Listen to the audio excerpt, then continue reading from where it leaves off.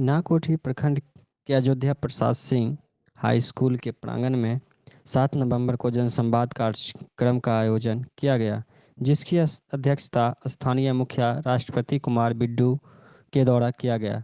वहीं मंच संचालन अनुमंडल पदाधिकारी सन्नी कुमार सौरभ किए। इस कार्यक्रम के मुख्य अतिथि जिला पदाधिकारी रोशन कुशवाहा थे, जिन्हें स्थानीय मुखिया के द्वारा अंग वस्त्र व पेड़ देकर सम्मानित किया गया। वही स्थानीय मुखिया ने अपने पंचायत के भी कई सुझाव जिला पदाधिकारी के सामने रखा। क्या किस किस प्रस्ताव को मुखिया राष्ट्रपति कुमार ने रखा, वो सुने। एक भी नलकूप सही नहीं हुआ है। हर पंचायत में नलकूप बना और हमारे पंचायत में नलकूप का एक भी काम नहीं हुआ। हमारे किसान दर दर भटक रहे हैं, उनको खाद का व्यवस्था नहीं हो रहा है। डीएपी और खाद का जो जरूरत है वो किसान को उपलब्ध नहीं हो पा रहा है। और किसान जो सरकार के द्वारा दिया गया सब्सिडी, एक भी सब्सिडी कोई भी दुकान पर बोर्ड ऐसा नहीं लगा हुआ है कि जो कौन भी चीज में क्या सब्सिडी है और क्या राशि देना है। इसका भी कालाबाजारी हो रहा है। हम श्रीमान से आग्रह करेंगे इसका भी रोक लगाया जाए। हमारे किसानों के बीच नील गाय जो जानवर है वो पूरा उत्पाद मचाए हुए है। एक भी किसान का कोई फसल होने नहीं देता। हम इस पर भी विचार करने का राय अपना देंगे। हमारे प्रखंड क्षेत्र में पशु अस्पताल जो सरकार के द्वारा चलाया जा रहा है, अभी तक हम लोग को डॉक्टर साहब से भेंट भी नहीं हुआ है और कहाँ चलाते हैं ये भी पता नहीं। कई जगह बड़े समूह भी हैं, तो उनको हम लोग उनका उत्थान करा सकें और वो सामूहिक तौर पे उन सब लोगों को ऊपर हम लोग उसमें उठा सकें। तो ये जो मुख्य बातें आप लोगों के बीच में निकल के आई थी और जो बातें आप लोगों ने बताई। मौके से जिला पदाधिकारी रोशन कुशवाहा ने भी अपने बातों को रखते हुए क्या कहा, देखे हमारे चैनल के माध्यम से। देखिए, आपके यहाँ ये जो क्षेत्र है हम लोगों का एक कृषि प्रधान क्षेत्र है। इसमें जो नील गाय के बारे में बात हुई कि नील गाय का आतंक है जिसकी वजह से फसल का नुकसान हो रहा है, ये बहुत ही गंभीर विषय है और इसमें कुछ समय पूर्व तक बहुत दिक्कत भी थी और ये स्पष्ट नहीं था कि इसको किस तरीके से हल किया जाए। लेकिन सरकार ने बहुत स्पष्ट निर्देश दे दिया है, जिसमें कि ग्राम पंचायत के जो हमारे मुखिया जी हैं और वो ग्राम सभा करते हुए ये निर्णय ले सकते हैं कि नील गाय को आपके क्षेत्र में किस तरीके से उनको हटाया जाए या उनके क्षेत्र में इसका आतंक को कम किया जाए। इसमें जो हमारा वन पर्यावरण विभाग है, इनके द्वारा जो चिन्हित आखेटक है उनके माध्यम से भी नील गाय का जो आतंक का प्रकोप है इसको कम किया जा सकता है। तो ये संकल्प है। ये जैसे जानकारी के अभाव की वजह से संभवतः हम लोग इसमें नहीं काम कर पा रहे हैं। तो मैं इसमें एसडीओ साहब से भी कहूंगा कि एक बार बैठक करके आप लोग जो यहाँ के वन प्रमंडल पदाधिकारी हैं, जो रेंजर हैं, उनको बुला लें। सभी जो जनप्रतिनिधि लोग हैं, मुखिया जी लोग हैं, इनको बुला के और उन क्षेत्रों में जहाँ पर नील गाय का आतंक ज्यादा है, जहाँ पे खेती में ज्यादा दिक्कत हो रही है, वहां पे इसका हम लोग निदान कर सकते हैं। इसी तरीके से जो नलकूप के बारे में माननीय मुखिया जी ने बताया कि नलकूप रिपेयर में भी समस्या आ रही है, इसमें भी जो नलकूप रिपेयर का काम है वो उसमें भी बहुत स्पष्ट निर्देश है कि वैसे नलकूप जो कि एकदम उसको परित्यक्त घोषित ना कर दिया गया हो, मतलब उसका अगर सूख गया हो, पूरा पानी ही खत्म हो गया हो, या जिस क्षेत्र में वो नलकूप हो और उसके आसपास मकान बन गए हो और अब वहां पर कृषि भूमि ना हो, तो वैसे जो मृत हो गए हैं नलकूप उनको छोड़ के वैसे नलकूप जो कि इस क्षेत्र में हो जहां पर खेती हो रही हो, उनको जीवित करने के लिए सरकार ने इसमें जो पंचायती राज के माध्यम से इसमें काम कराने का निर्णय लिया गया। इसमें भी जो हमारे ग्राम पंचायत के माध्यम से इसमें काम होगा और जो लघु जल संसाधन विभाग के हमारे अभियंता हैं वो इसमें मदद करेंगे।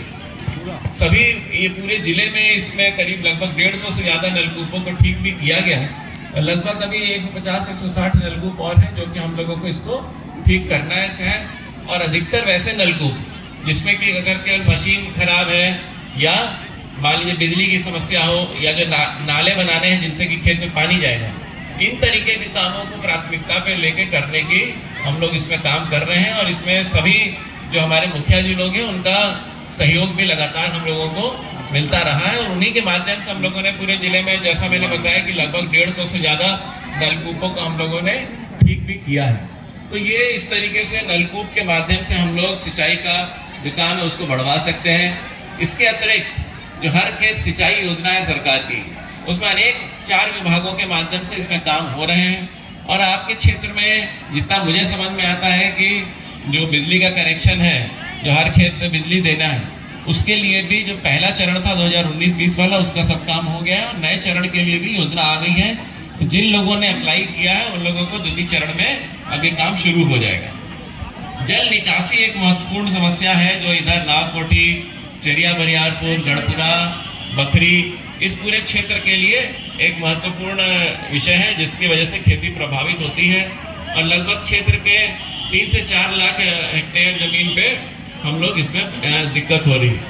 तो मैं आपको बताना चाहूंगा कि इस क्षेत्र विशेष के लिए जो आपका बखरी विधानसभा क्षेत्र और जो चेरिया बरियारपुर मंझौल विधानसभा क्षेत्र इसमें आता है, इसके लिए जल संसाधन विभाग ने अपनी योजना का काम शुरू भी कर दिया है। इसमें आपके क्षेत्र के जो दोनों माननीय विधायक हैं, जो हमारे मंझौल के एसडीओ साहब हैं और बखरी के एसडीओ साहब हैं, इन लोगों के अध्यक्षता में एक कमेटी भी बनी है और वो कमेटी ने अपनी रिपोर्ट जल संसाधन विभाग को सौंप भी दी है। तो शीघ्र ही इस क्षेत्र में जो जल निकासी की जो समस्या है, जिसकी वजह से रबी की फसल बोने में विलंब होता है, तो वो आप लोगों को उससे बचेंगे। या जो गन्ने के खेत में कई बार पानी लग जाता है जिसकी वजह से गन्ने की फसल में भी दिक्कत होती है, तो इससे आप लोगों को सबको काफी लाभ मिलेगा और ये हम लोगों को लगता है कि इससे काफी जल्दी ही इसमें हम लोग काम शुरू कर पाएंगे।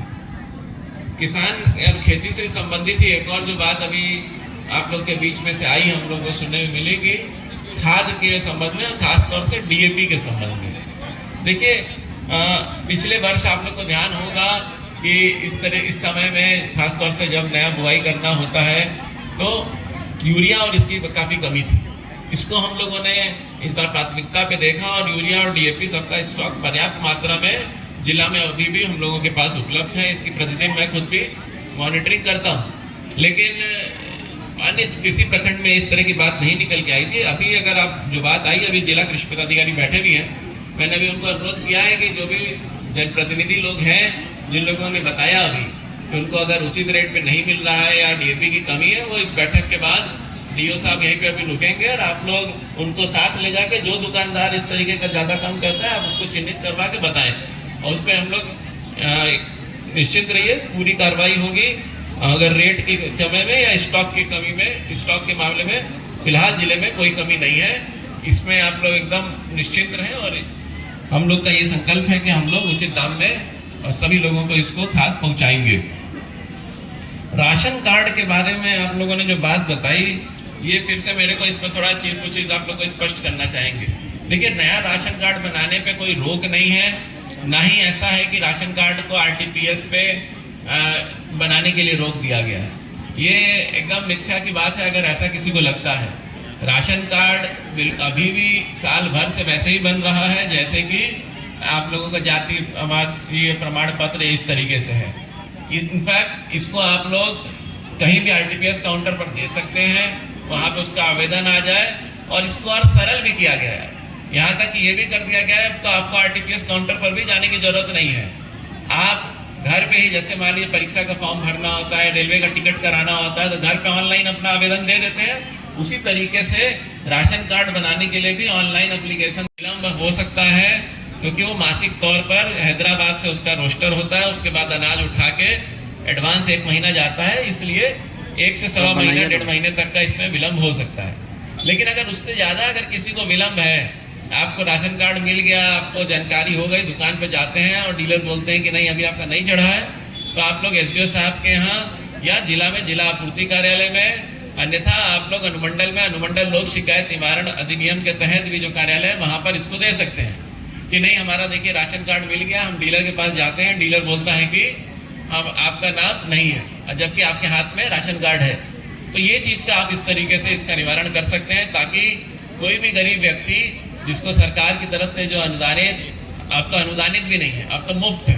तो जो मुफ्त का अनाज मिलता है वो आप लोग जो पीडीएस दुकान है वहां से उसको प्राप्त कर सके और अपना जो इसमें लाभ है उसको ले सके। लेकिन मैं ये भी अनुरोध करूंगा आप लोग से कि इसमें जो भी लाभुक हैं सबका आधार कार्ड उसमें करवाना, ऐड करवाना, जुड़वाना जरूरी है। जिले में अभी भी लगभग 62,000 ऐसे व्यक्ति हैं जिनका कि राशन कार्ड में आधार का जो नंबर है वो नहीं जुड़ा हुआ है। और अखबार के माध्यम से आप लोग जान रहे थे कि 30 सितंबर अंतिम दिन था। उसके बाद ये था कि किसी कार्ड में अगर मान लीजिए कि 8 लोगों का नाम है, 5 लोग का आधार है, 3 लोग का नहीं है, तो जिन 3 लोग का है वो टेम्पररी रूप से मतलब क्षणिक रूप से उसको रोक दिया जाता और उसके बाद आप जाएंगे तो केवल 5 ही लोग का मिलेगा। तो जब कब तक नहीं मिलेगा? जब तक कि वो बाकी 3 लोगों का आप लोग आधार उसमें नहीं जुड़वा देंगे। जैसे ही जुड़वा देंगे तो पूरा 8 का 8 मिलने लगेगा। ये इसलिए किया जा रहा है कि बहुत जगह ऐसा देखा गया है कि बहुत सारे फर्जी लोग घुस गया है और उसको निकालना हम लोग का काम है। कुछ जगह ऐसा है कि कोई आदमी मर गया है लेकिन उसका नाम अभी जुड़ ही रहा है, चल ही रहा है और गलत उसमें उठ रहा है। देखिए ये जो अनाज है ये ऐसा नहीं कि मुफ्त का है तो मुफ्त में आ भी रहा है, आपको मुफ्त में मिल रहा है, लेकिन इसको सरकार जो है वो खरीदती है, उसका भुगतान करती है। और ये जो राशि है ये सभी लोगों के, आप लोग, हम लोग जो टैक्स भरते हैं उन सब से ये राशि आती है। तो इसको बचाना और इसको सही काम में उपयोग कराना हम लोग का काम है। इसको हम लोग देखें, इसको समझें। एक और जो बात निकल के आई कि उसना चावल और अरवा चावल की, तो आप लोग को ध्यान होगा, ज्ञात होगा कि पिछले वर्ष से सरकार के द्वारा ये जो धान अधिप्राप्ति होती है उसके पश्चात केवल उसना चावल का ही ये खरीद का निर्णय लिया गया है। पिछले वर्ष कुछ अड़चन आई थी जिसकी वजह से वो पूरा नहीं हो पाया था हम लोग के जिले में।